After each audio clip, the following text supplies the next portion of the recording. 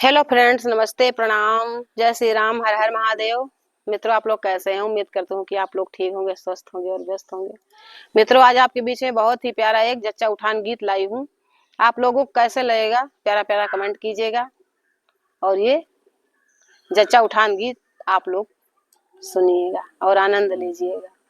हरे पलना के टूटल डोरिया ललन गिरे भुइया ए दैया लल पलना के टूटल डोरिया ललन गिरे भुइया ए दैया ललन गिरे भुइया ए दैया ललन गिरे भुइया ए दैया पलना के टूटल डोरिया ललन गिरे भुइया ए दैया मैया मोरी होती तो झट से उठवती, मैया मोरी होती तो झट से उठवती। अरे सैया के मैया निर मोहिया ललन गिरे भुइया ए दैया है सजना के मैया निर मोहिया ललन गिरे भुइया ए दैया पलना के टूटल डोरिया ललन गिरे भुइया ए दैया पलना के टूटल डोरिया ललन गिरे भुइया ए दैया भाभी मोरी होती तो झट से उठवती, भाभी मोरी होती तो झट से उठवती।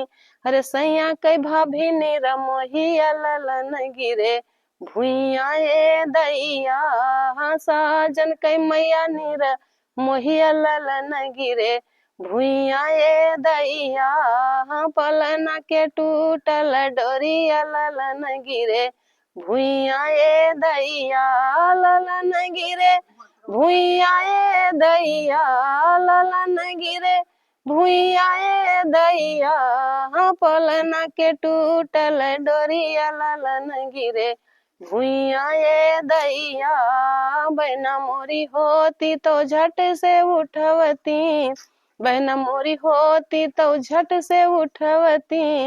अरे सजना की बहना नीरा मोहिया ललन गिरे भुइया ए दैया सजना की बहना नीरा मोहिया ललन गिरे भुइया ए दैया ललन गिरे भुइया ए दैया ललन गिरे भुइया ए दैया पलना के टूटल डोरिया ललन गिरे भुइया ए दैया पलना के टूटल डोरिया ललन गिरे भुइया ए दैया ललन गिरे भुइया ए दैया।